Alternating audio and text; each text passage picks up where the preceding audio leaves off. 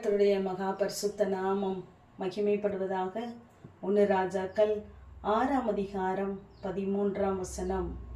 இஸ்ரவேல் புத்திரர் நடுவிலே வாசம் பண்ணி என் ஜனமாகிய இஸ்ரவேலை கைவிடாதிருப்பேன் என்று சாலமோனை பார்த்து கர்த்தர் சொல்லுவதாக நாம் வாசிக்கிறோம். நம் நடுவிலே வாசமாய் இருக்கிற தேவன் நம்மை கைவிடுவதற்காக நம்முடைய கரத்தை பிடிக்கவில்லை. நம்முடைய வாழ்க்கையிலே எதை செய்வேன் என்று சொன்னாரோ அதை செய்து முடிப்பதற்காகவே நம்முடைய கரத்தை பிடித்து நடத்துகிற நல்ல தேவனாகவே இருக்கிறார். இங்கே அடுத்த வசனத்திலே அப்படியே சாலமோன் ஆலயத்தை கட்டி முடித்தான் என்று சொல்லி பார்க்கிறோம். இந்த அதிகாரத்தின் முதல் வசனத்திலே கர்த்தருடைய ஆலயத்தை கட்டத் தொடங்கினான் என்று சொல்லி பார்க்கிறோம். கைவிடாத தேவன் கூட இருந்ததினாலே யாரை கொண்டு ஆலயத்தை கட்ட வேண்டும் என்று திட்டம் பண்ணினாரோ அவனை கொண்டே கட்டத் தொடங்கி அவனை கொண்டே முடிக்க வைத்தார். நம்முடைய வாழ்க்கையிலும் அநேக காரியங்களை நாம் ஆரம்பித்திருக்கலாம். ஆனால் நம்முடைய கைவிட்டு போன சூழ்நிலையிலே நாம் இருக்கும் பொழுது நாம் இந்த வசனத்தை நாம் நினைவு கூறுகிறவர்களாய் இருக்க வேண்டும். கர்த்தர் எதை செய்தாலும் அவர் சரியாய் செய்கிற தேவன். சகரியா 4ஆம் அதிகாரம் 9ஆம் வசனத்திலே செருபாபேலின் கைகள் இந்த ஆலயத்திற்கு அஸ்திபாரம் போட்டது, அவன் கைகளே இதை முடித்து தீர்க்கும் என்று வாசிக்கிறோம். யாரை கொண்டு செய்தாரோ அவர்களை கொண்டே அந்த காரியத்தை செய்து முடிக்க அவர் உண்மையுள்ளவராகவே இருக்கிறார். ஆகவே நம்மை கைவிடாத தேவன் நம் நடுவிலே தான் இருக்கிறார். செய்வேன் என்று சொன்னதை முழுமையாக செய்து முடிப்பதற்காக தான் அவர் நம் நடுவிலே வாசம் பண்ணி நம்மை கைவிடாதிருக்கிறார். இங்கு மார்க் 8ஆம் அதிகாரத்திலே நாம் வாசித்து பார்ப்போமானால் அங்கு பெத்சாயிதா ஊருக்கு இயேசு வருகிறார்.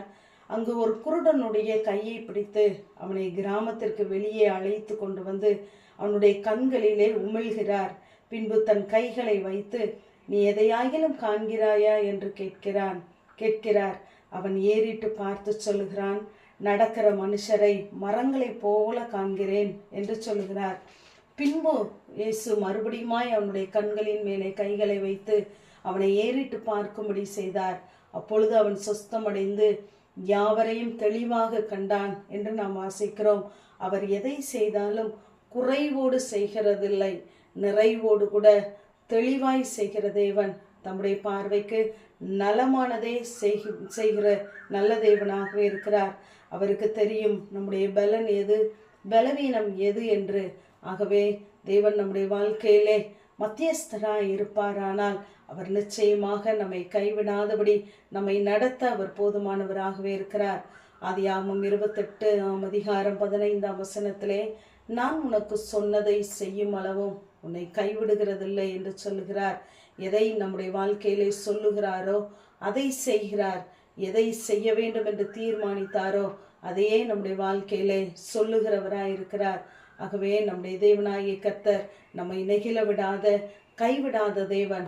நம்முடைய பிதாக்களோடு எப்படி வாக்குத்தத்தம் பண்ணினதை நிறைவேற்றினாரோ அப்படியே இன்றும் ஜீவிக்கிறவராகவே இருக்கிறார். சங்கீதக்காரன் சொல்கிறார், என் தகப்பனும் என் தாயும் என்னை கைவிட்டாலும் கர்த்தர் என்னை சேர்த்து கொள்வார் என்று சொல்லுகிறார். இந்த வார்த்தைகள் எவ்வளவு வழி நிறைந்தது. அவர் இந்த பாதையிலே கடந்து வந்ததினாலே தன்னுடைய தாயும் தகப்பனும் எப்படிப்பட்ட சூழ்நிலைகளிலே நம்மை கைவிட்டார்கள், ஆனால் கர்த்தர் சேர்த்து கொண்டார் என்று அந்த நினைவோடு கூட எழுதுவதை நாம் பார்க்கலாம். நம்முடைய வாழ்க்கையிலும் யார் கைவிட்டாலும் நம்மை கைவிடாத நேசர் நம் நடுவிலே வாசம் பண்ணி நம்மை கைவிடாது இருக்கிறார். ஆகவே நம்மை உருக்கமான இரக்கங்களால் சேர்த்து கொள்கிற தேவன். இமை பொழுதுதான் அவர்களுடைய கைவிடுதல் ஒருவேளை இருக்கும், நம்முடைய பாவத்தினாலே நாம் பின்வாங்கி போனவர்களாய் காணப்படும் பொழுது. ஆனாலும் நாம் இப்பொழுது திரும்பி வருவோம் என்று அவர் நமக்காய் காத்து கொண்டு இருக்கிறார். ஆகவே நமக்கு இருக்கிறவைகள் போதும் என்ற எண்ணத்தோடு கூட நாம் தேவ சமூகத்தை பற்றி கொள்வோம். அவர் நம்மை ஒரு நாளும் விட்டு விலகுவதும் இல்லை, நம்மை கைவிடுவதும் இல்லை. ஆமென். ஜெபம். பிதாவாகிய தேவனே, குமாரனாகிய இயேசு கிறிஸ்துவின் நாமத்தின் மூலமாய் உடைய சன்னிதானத்திலே வருகிறேன். கர்த்தாவே, மை தேடுகிறவர்களை நீர் கைவிடுகிறதில்லை என்ற வேத வார்த்தையின்படி கர்த்தாவே, நாங்கள் ஒவ்வொரு நாளும் மை தேட ஆண்டவரே கைவிடாத தேவனை நாங்களும் உறுதியாய் பற்றி கொள்ள கர்த்தர் எங்களுக்கு உதவி செய்யுங்க. இயேசுவின் மூலம் ஜெபங்கேலும் எங்கள் நல்ல பிதாவே. ஆமென்.